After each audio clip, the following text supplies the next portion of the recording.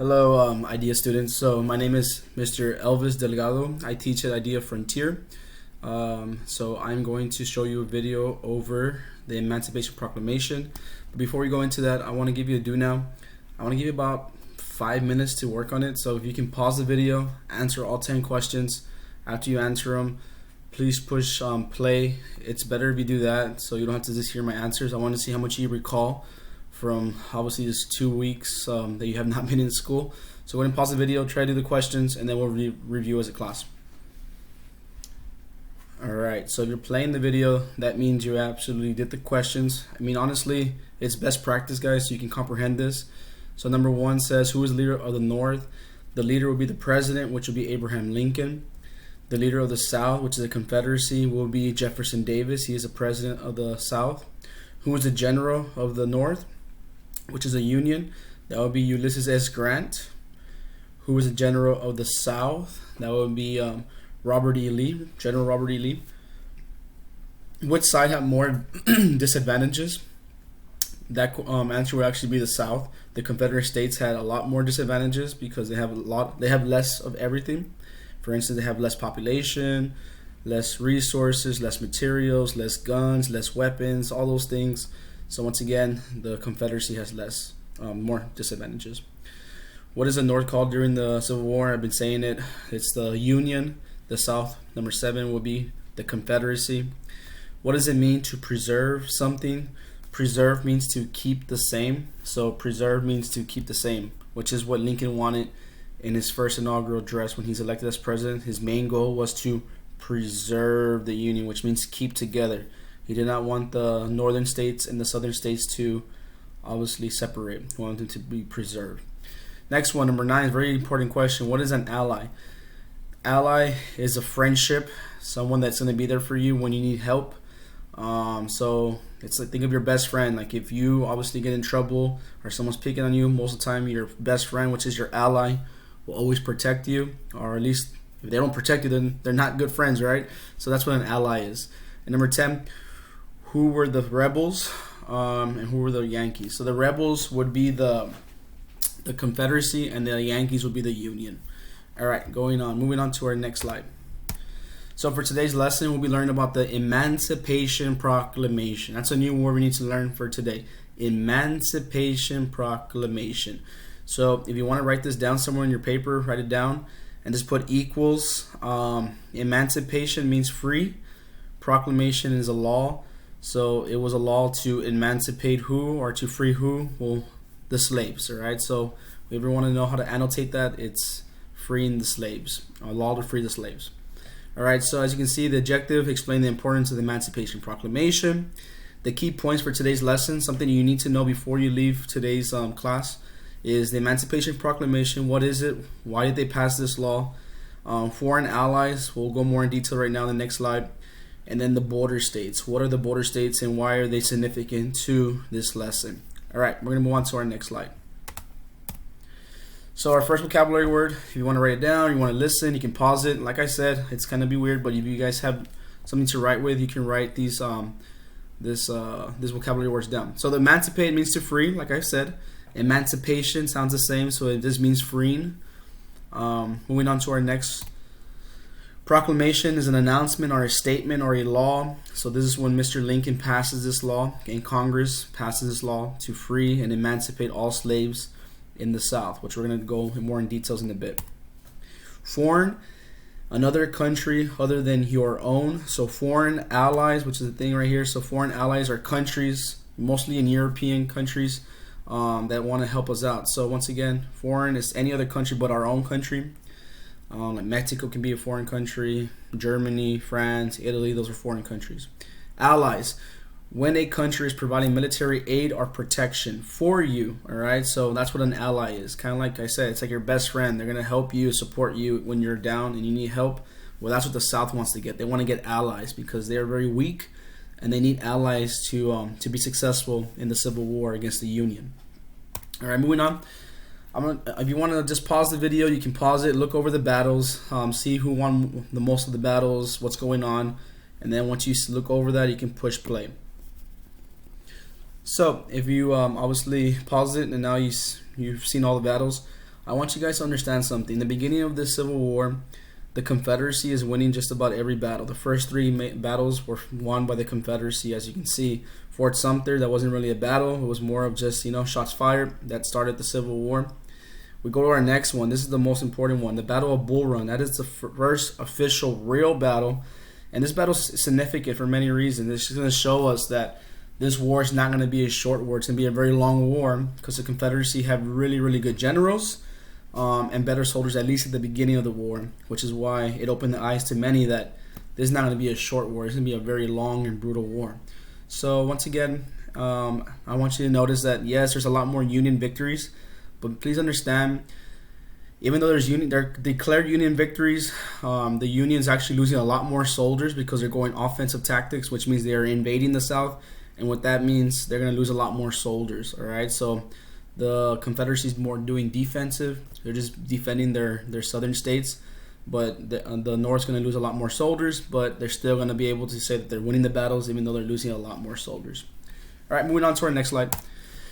So here we go. This is the good part, the Emancipation Proclamation. Thank God this is a modified proclamation by Lincoln. You can either pause it or you can allow me to read it. I'm going to read it to the best I can and we're going to move on. So it says right here, on the first day of January in the year of our Lord, 1863, all persons held as slaves within any state in rebellion against the United States shall be forever free. Now, therefore, I, Abraham Lincoln, the United States, by virtue of power in me invested and Commander-in-Chief of the Army and Navy of the United States, do order and designate, which is the point, the following states as being in rebellion. So these states right here that are labeled, these are going to be the rebellion states, which are Confederate states that are going against the Union. So Texas, Louisiana, Arkansas, Mississippi, Alabama, Florida, Georgia, South Carolina, North Carolina, and Virginia. And I hereby call upon the people so declared be free to abstain from all violence unless in necessary self-defense, and I reclaim to them that in all cases when allowed they labor faithfully for reasonable wages.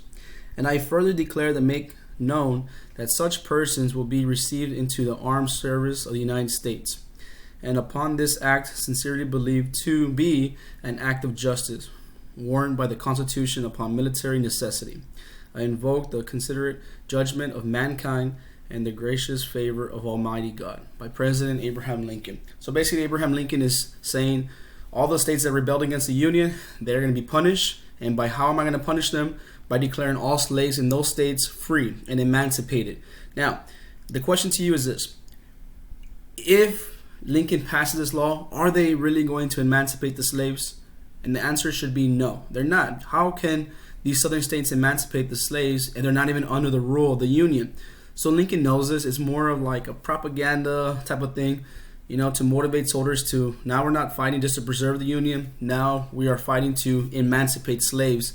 And by doing this, it's going to motivate the soldiers to fight for the cause of ending slavery. And also to weaken the South, which we'll talk more about in the next slide. All right, moving on. So as you can see in this little illustration, you have Abraham Lincoln giving a little teacup or a little bowl of soup, which is emancipation. So he's trying to free the slaves. Kind of a little illustration to understand what Emancipation Proclamation stands for. Now, this is super important, guys. So as you can see in this little graph right here, or this little map, you're going to have the blue states. Those are going to be the Union states, which are free states. And then you have the gray states in the bottom, which are the Confederate states rebelling against the Union during the Civil War. And then you got these little turquoise colored states, which are the border states, which are Missouri, Kentucky, West Virginia, and Maryland. It says in the Emancipation Proclamation that any state that rebelled against the Union will be punished. And how are they going to punish them? By emancipating all the slaves in the South. Exception for the border states. The border states like Missouri, Kentucky, West Virginia, and Maryland, they still practice slavery, but Lincoln's going to allow them to continue to have slavery just because they didn't rebel against the Union. They stayed loyal to them, and for that reason, he's going to reward them by allowing them to keep slavery. Now, he doesn't want to make them mad or angry because he needs the Missouri and obviously these border states to contribute some way, somehow, money, soldiers, loyalty to them. So he wants to keep them happy as much as he can. And then once the war is over, then he will emancipate all slaves of America. With which amendment? Anybody know? Drum roll. The 13th Amendment will allow slavery to end in America. So I just wanted to let you guys know those border states right there. So moving on. So the Emancipation Proclamation, what are the importance of it? So if you guys want, once again, the way you annotate it, Emancipation Proclamation means freeing all slaves in the border states, or not the border states, freeing all slaves of the Confederate states, the ones who rebelled against the Union. That's what they're doing. So moving on. After the Northern victory of Antietam, Lincoln is ready to free the slaves of America. Now, this is kind of a victory for the Union, because in the Battle of Antietam, the Union lost a lot more soldiers. The Confederacy retreated because they don't have enough soldiers to sacrifice. So the Union will declare it as a victory. Lincoln needs this as a victory because he needs to show that they are making progress. And with that being said, he's going to be able to pass the Emancipation Proclamation. Now, moving on. Lincoln announces the Emancipation Proclamation on January 1st, 1863. It goes into effect, and Lincoln frees all the slaves with the exception of the border states, which I just talked about. Now, the impact. The one thing I need you guys to understand is what's so impactful about this. Even though it doesn't free any of the slaves in the South, why did Lincoln pass it? Well, for one, he wants to weaken the South. And the way he's going to weaken them, you'll see right now, is going to give the Union Army motivation to fight, to emancipate slaves. So now former slaves or runaway slaves are not going to join the army. So they're going to have a lot more soldiers to fight against the Confederacy. Next one. It stops other countries from helping the South. So no foreign country is going to be an ally to the Confederacy, because no country is going to help a country that promotes slavery, because the South is fighting to preserve slavery, and the South is one of the last regions of the world that actually still practices slavery. So nobody wants to help a country that's I guess pushing for slavery. So that's what Lincoln did. He did it to weaken them, to look at the South are the bad guys. Like, they're fighting to continue to have slavery. Why would you do that? So he's doing it to weaken them, and to so they wouldn't have any powerful allies, which is really impactful, because nobody's going to help the South once they pass this Emancipation Proclamation. The next one, so it says right here, the South Confederacy will not receive foreign allies due to this Emancipation Proclamation. Moving on. The last part of this, the significance of it, is that it's going to hurt the South's economy. No resources, no labor. So a lot of former slaves are going to run away. And with the slaves running away from the South and going to the North, there's not going to be anybody to grow crops. And then those former escaped slaves were going to join the Union to fight against the Confederacy, which is going to help the Union win this war. So once again, that's the impactful. One of the things you got to take away: the Emancipation Proclamation, did it really free the slaves? No, it didn't. It was more to pass to make the South look like the bad guys during this war, because they're fighting to preserve and keep slavery. So make sure you understand that it's to weaken the South. Next thing, so they won't get any allies, and then their economy is going to be ruined. They're not going to have any more resources. All right. So I just need you guys to understand that when you think about the Emancipation Proclamation, yes, it emancipated, it frees them, but did it really free them? No. The only way you can free them is by winning this war. So Lincoln needs to win this war in order for this to become true. All right, moving on. So now you have your exit ticket, guys. So your exit ticket says, explain why President Lincoln / Congress passed the Emancipation Proclamation, knowing it was not going to free the slaves since the Union did not have control of the rebel states. So, in the next question, the Emancipation Proclamation freed all slaves in the South except border states, and why?